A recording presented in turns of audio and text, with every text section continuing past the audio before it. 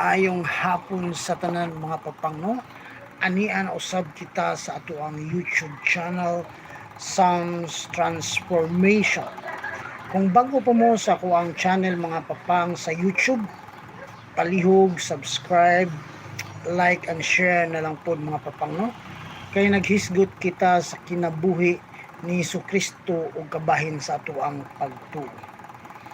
So magampo pud ta kanunay mga papang no, o usa ta mosugod mga papang mo-offer kita og pag-ampo sa ato ang sharing karong hapuna mga papang.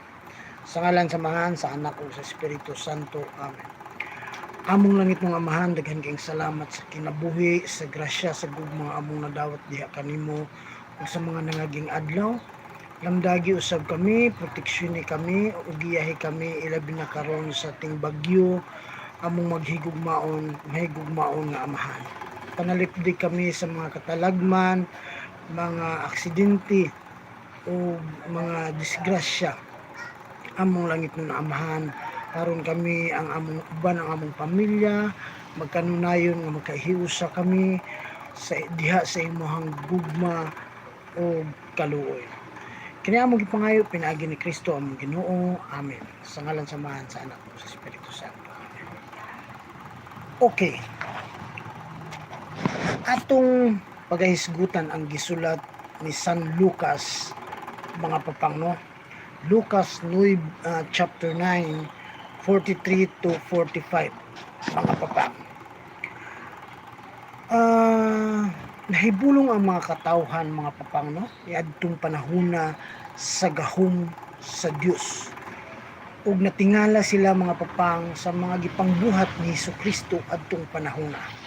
Dayon maingon si Jesucristo kanila, ayaw kamo kalimot sa akong isulti ninyo karon.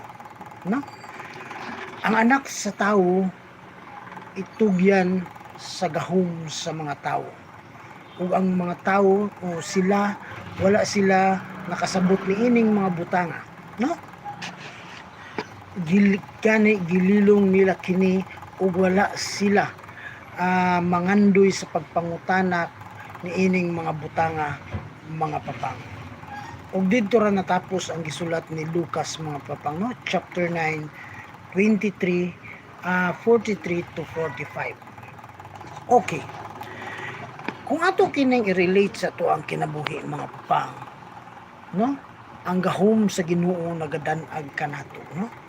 Iyan nang gihatag kanatong tanan mga papang, no? Depende na lang na sa ato ang paggamit kung saon nato paggamit o pinaagi sa ato ang pagpugi o paglamdag sa Espiritu Santo nga harong kitang tanan mulambo mga papang. Ang iyang gahom mga papang, iyang gihatag o iyang gipaambit kanato mga papang, no? Maunang nahibulong ang mga tao, no? Nahibulong o natingala sa iyang gipangbuhat.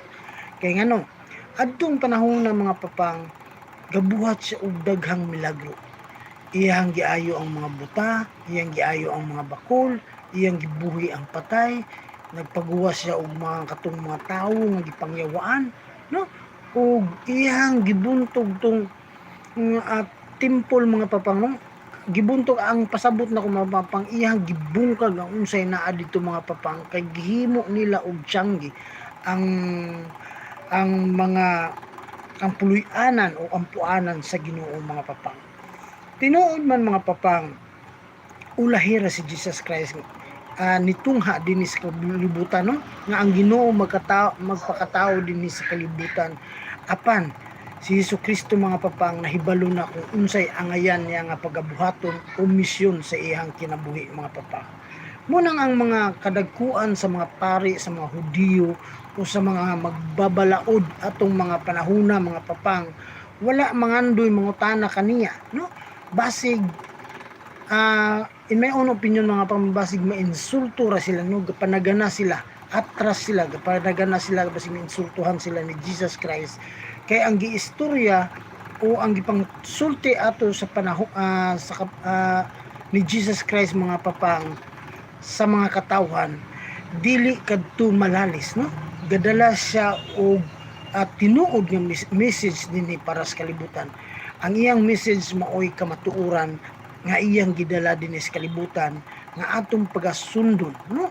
Atong pagasundon ug atong pagabuhaton sa atong kinabuhi aron maglakaw kita sa matarong mga papang. Nangandoy sila sa pagtinguha ni Hesukristo mga papang, no? Nga ilaha gayud pangitaon si Hesukristo mga papang. Tungod kay kung dili nila pangitaon mga papang, dili nila budhian si Hesukristo, ang mahitabo maguba ang ilang beliefs and tradition atong panahon ng mga papang. Hanay sa ilang simbahan, hanay sa ilang panggobyerno ug hanay sa unsay kultura o tradisyon nila atong panahon ng mga papang. Kay si Hesukristo gadala og mensahe nga lahi sa ilahang mga mensahe nga dinalaan sa simbahan mga papang o sa panggobyerno, no? Munang gahadlok sila nga maoy dunggon sa mga tao ang mensahe ni Hesukristo. Kay si Hesukristo mao may gadala sa kamatuoran, no mga papang. Munang kabalo mo sa lain pud nga bahin sa Biblia mga papang, no? Nangandoy ang mga Hudiyo nga pangitaon siya ug budhian siya. Kay kung dili nila ni mahimo mga papang,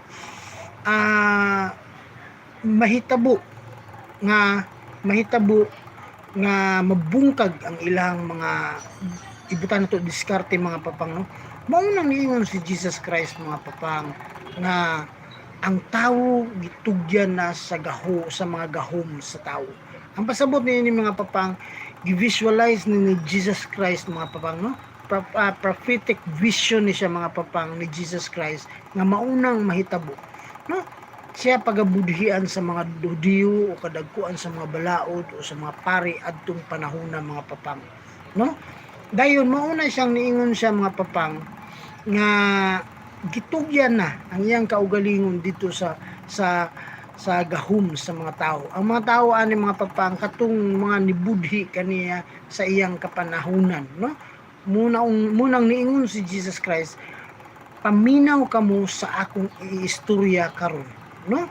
Munang sa matag karon ug unya mga papang, kung ato gyung basihan unsa goy nakasulat dinha sa mga disipulo ni Hesukristo, ni Mateo, ni Lucas o ni Mark o uban pang mga disipulo niya, no? Mga papang, dira nato makita o mabasihan giunsa ni Hesukristo pagpuyo niining kalibutan na uban ang iyang mga disipulo mga papang, no? Giunsa niya pagpuyo. Mao nang sila mga papang disipulo ni Hesukristo, nakasulat sila ani nga detalye jud kaayo mga papang, no? Kaysa pagkatinuod dara mga papang, they are being inspired by the Holy Spirit, no? Kung sila ra sa ilang tawhanon nga kinaiya layo sila sa Ginoo mga papang, no? Nahadlok sila ngano pagkatong panahon nga gibudhian si Hesukristo, nangahadlok to sila tanan ang mga disipulo ni Hesukristo mga papang. Gani wala na sila miangkon nga kuyog sila ni Hesukristo, amigo sila ni Hesukristo, followers sila ni Hesukristo. Wala na sila miangkon mga papang, no? Kay nahadlok pud sila mga papang pagabudhian adtong panahon.